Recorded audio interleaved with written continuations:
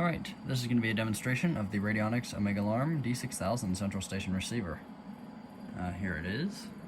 It is rack mount, and it's right above my other two, which I've done demonstrations on. I'm just collecting receivers at this point instead of alarms. This is a seriously uncommon piece of equipment. There is no information on them out there, other than a few mentions in a few very, very old alarm panels manuals that they're compatible with this thing. But otherwise, there's no known manual for it or anything. But it was a standard receiver back then, and it's really cool. So this comes before Radionics' later receiver, which is the D6500, this one, and this comes before the D6600, which I might get someday. But these are seriously simple. It receives pulse format only. That's it, just pulse. And that's a 3-digit account number and a 1-digit zone or event code, right? So it has a printer. I have paper in there, and it does work. This also supports listen-in. So what listen-in was effectively, you could have a microphone installed at the premise, and whenever an alarm panel reports an event, like an alarm, the central station would be able to listen in on that microphone, and that's what this is for. But I don't have any panel that does that, so I can't really demonstrate it, but it's also really useful just to listen to a line as a panel reports so you can see what's wrong. So yeah, this supports up to 4 lines. I have 2 line cards in there at the moment. I have a third one, and I'll probably get 2 more from one of my friends at some point, but my third one doesn't work right now. I gotta figure out what's wrong with it.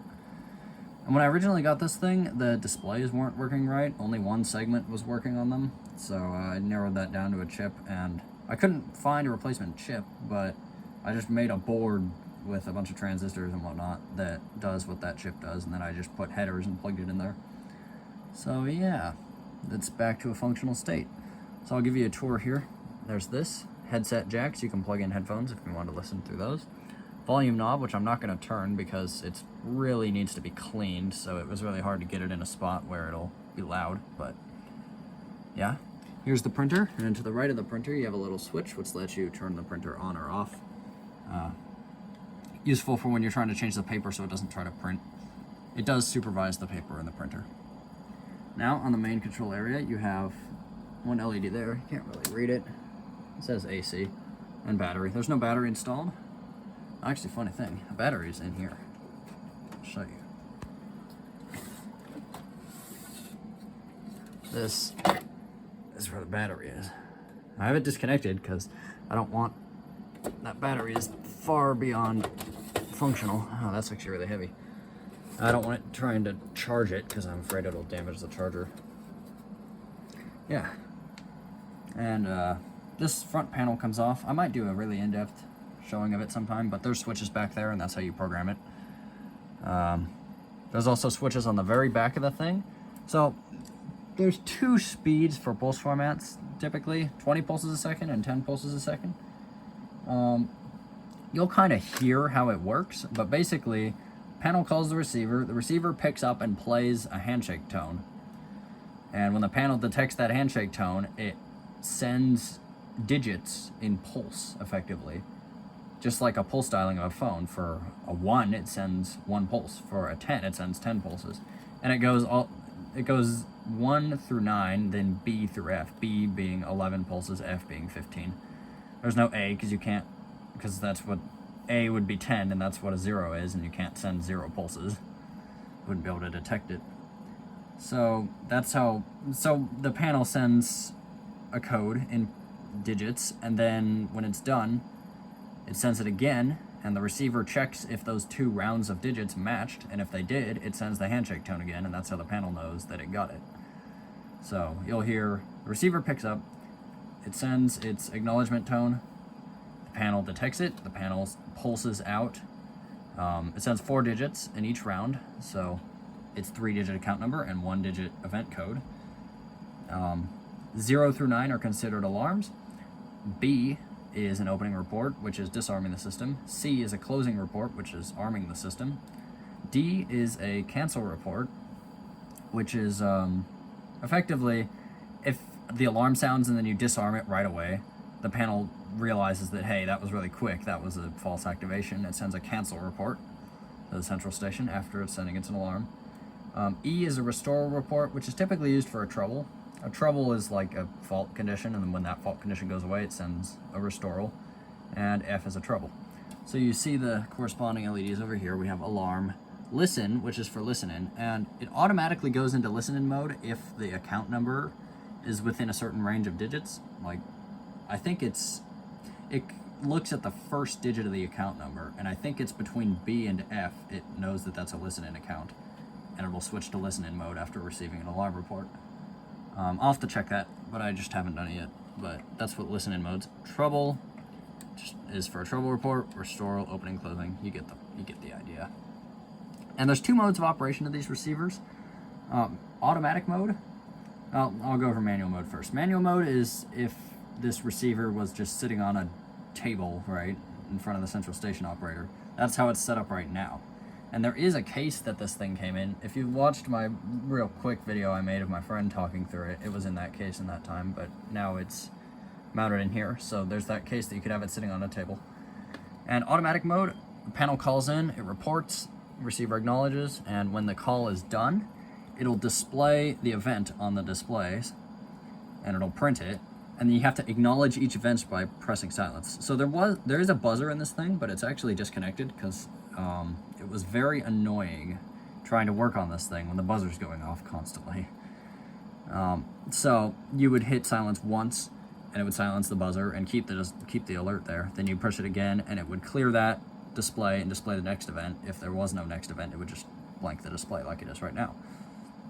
Automatic mode, however, is used. These receivers, believe it or not, could be connected to a computer system. Mine is lacking the card that lets you do that. They're card-based. If you take the front off, you'll see all the cards in there, which I might do. I'll just do a different video on it. But mine's lacking the automation card that has would connect to the big ribbon connector on the back of the thing, and you would connect it to a computer. Mine doesn't have that, and I have no idea if I'll ever get one, because I was surprised that I actually got this receiver in general. They're so rare. So that's that. And the button below each line card forces it into listening mode. So if I set it to 4, there's no line card there. But what's cool is once you select it to listening mode, if the listening LED isn't on, if it's not already a listening mode, you can manually put it into listening mode by pushing that button, and it'll pick up the line and try to answer, so you'll hear the tone. Yeah, so that's what happens if you put it in listening mode when it's not online. It goes online. That's what those 3 LEDs are. So listen means that line card is what the speaker's selected on. Online indicates that when it's off, the card is idle or not present. When it's on, that means that it's off hook. And when it flickers, you'll see that happens when the panel's pulsing. And then the trouble LED at the top indicates that there's a problem with the phone line for that card. So if I unplug phone line number 1, you'll see trouble LED will come on. Oh, yeah, and see, it doesn't flicker like that in real life. That's a camera thing.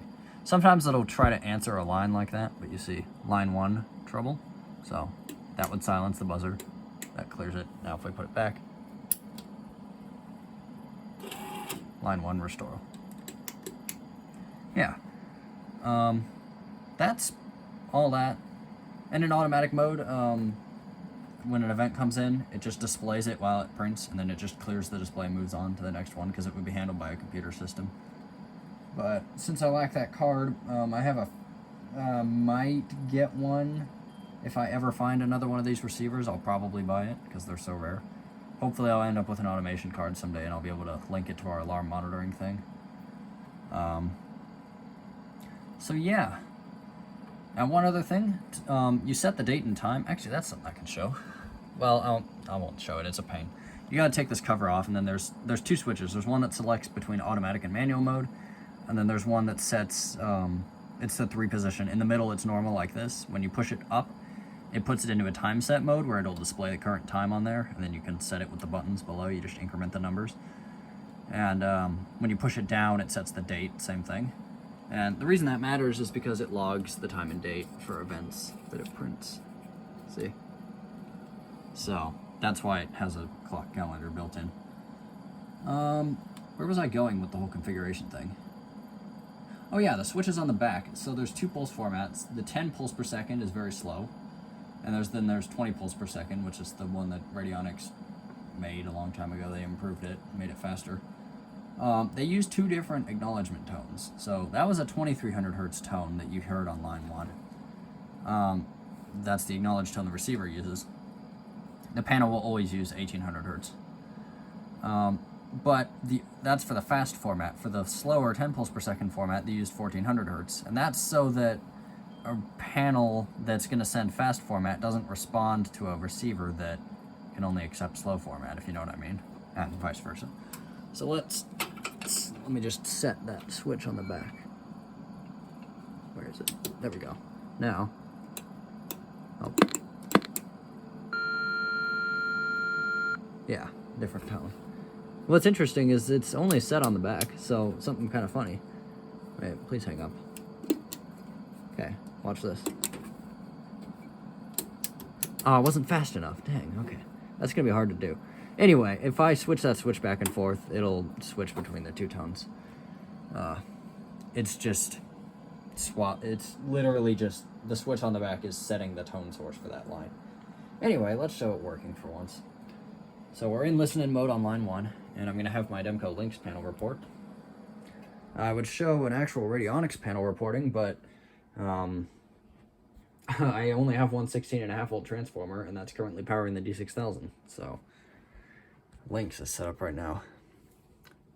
So let's just do a closing report. So we can do pound away and alarm. I'll let you watch it report here, and you'll be able to hear how that works.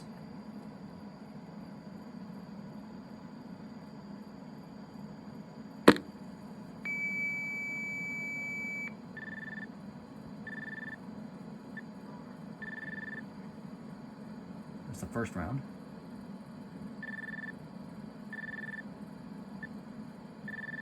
Second round. So it's sending 001B. Now it'll hang up. There's the reverse polarity disconnect. And silence the buzzer. And that flickeriness, again, that's just a camera artifact. Count number 1, closing. Interestingly, it hangs up that line only when you acknowledge it, and it printed everything on the printer. That's a closing report for you. So now, let's do an opening report.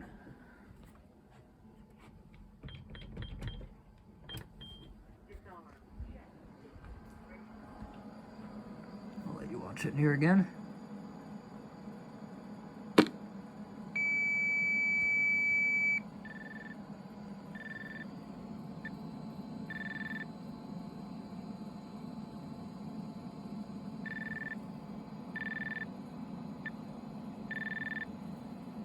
Yeah, that's how pulse format works. It's gonna hang up, and there we are. And this time, opening. Yeah, so that was operation in manual mode. Let's do an alarm actually, just so I can show the zone number thing come up. So if I do this, it should be zone 1. I'm just gonna do a panic, and then I'll reset. So it should send an alarm report and a cancel report. This is using fast format. Oh, this video is already 14 minutes. Jeez. Probably because I had to explain how reporting works.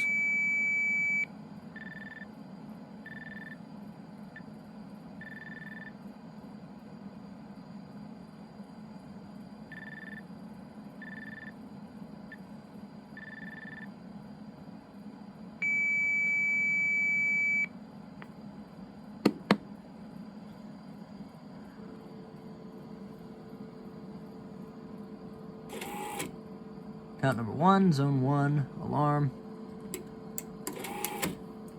Count number 1, restoral. It didn't send a cancel report for some reason. I don't really know why. But, yeah. Well, actually, that might have been a cancel report. No, it was a restore report. Just looking at the printer. The printer gives better info than the display, actually. So now what we're going to do is we're going to open up the front, and we're going to set it to automatic mode. And I'll show you how automatic mode works.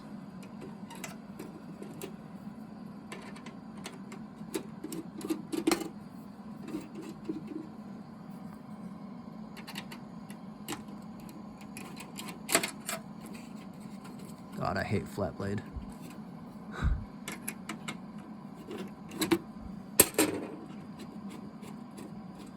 Yeah, so this whole front thing comes off. And then in there, actually I'll show that because it's never been shown before. There's a ground wire I gotta unplug here. Hold on. There we go. It's kind of annoying. Alright. Now, this whole thing comes off. There's the inside. So, there was a little ground wire connected there, so it was annoying to open. I'm just gonna kind of hang this here.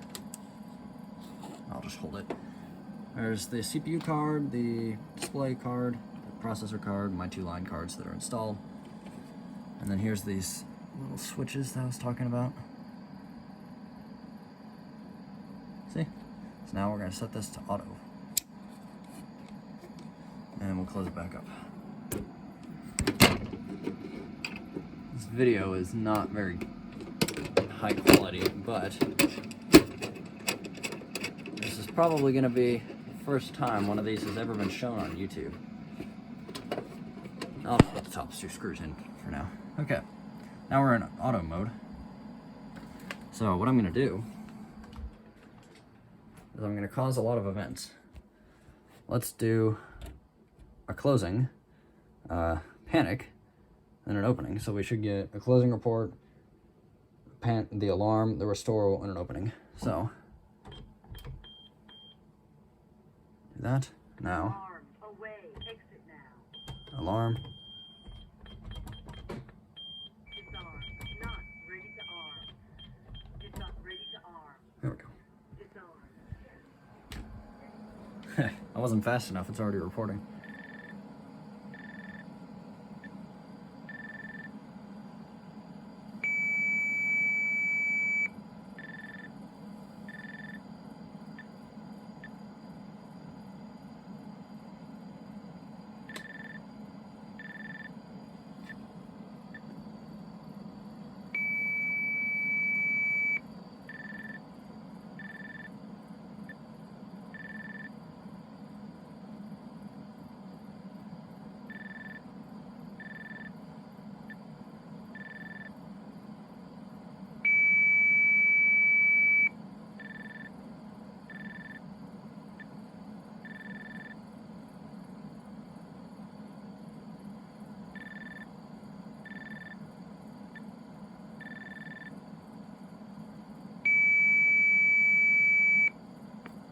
There we go. Now watch the display.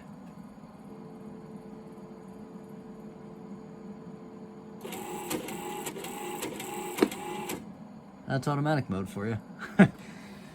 So that's how it would be with an automation system connected. And, oh, still gotta silence that because that's how that works. So yeah, that's automatic operation of the receiver. I really wish I had that automation card. That would be really cool if I could find one, because then I could get it linked to our alarm monitoring thing we're doing. But yeah, that's the Omega Alarm receiver. Really cool in my opinion, and it's never before been shown, so I thought it'd be cool. Well, let's actually, here, I'll show you what the printouts look like. So the format is kind of, there's no way, lighting in here sucks. Okay, so it's effectively the month, the day, the time. That's set time, so that's when I originally turned it on. Line cards, restorals, troubles, and then normal reports are just a count, and that, and the space is put in between calls. So you see alarm and restoral in one call, trouble in one call, and there's when it was in automatic mode. So yeah, that's how the printer format looks like. That's about it. I don't really know what else to show about it. It's a really neat little receiver. It's little, but it's very, very heavy. So, yeah. I now have 3 central station receivers. And I'm going to be getting that D6500 receiver programmed shortly. So, that'll be nice. And that's about it. If I ever get the automation card or whatever, you'll probably see it again. And you'll probably just generally see it more in my videos. But that's the D6000 receiver.